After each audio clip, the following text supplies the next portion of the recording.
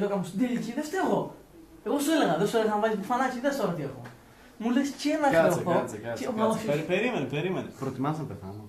Είσαι σίγουρος. Είσαι σίγουρος. Όχι, μην πεθάνεις αγόρι μου, έλα εδώ σκεπάσματα να γουστάρει. Πάρ' το αυτό κουβερτάκι. Πολύ ωραίο. Φοβερό.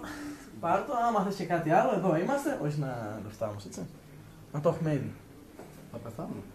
Θα πεθάνω και μετά πρέπει να πληρώσει και την κυρία μου. Τραβάξα το παπιτής κιόλας. Τραβάξα να δέχομαι εγώ αυτά. Σκέψου ότι είναι πολύ ακριβή κυρία, έτσι. Σκέψου κάσες. Έτσι και πεθάνεις ρε χέρα. Τραβάξα να με σε βλέπει και με αρρωστείς και πρέπει να πάω στο νοσοκομείο. Τραβάξα. Χαθείς. Κόψε. Πάμε.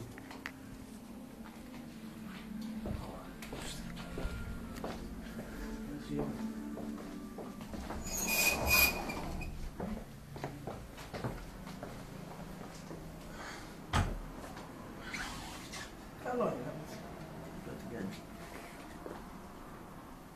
Πόσο να πιάνει τώρα βέβαια. Για μου, έλα να σου πω.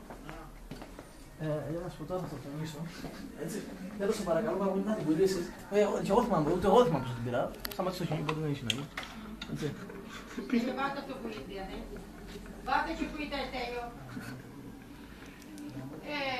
Ναι.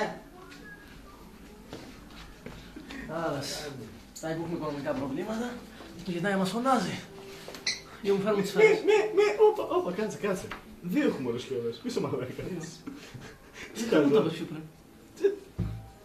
Τώρα το όπλησα, ρε μου. Και αυτό έχει σκουριάσει από μέσα, θα την βγει σφαίρα τώρα. Όχι. Θα μπορούσα να την πουλήσω. Πού, Μέσα.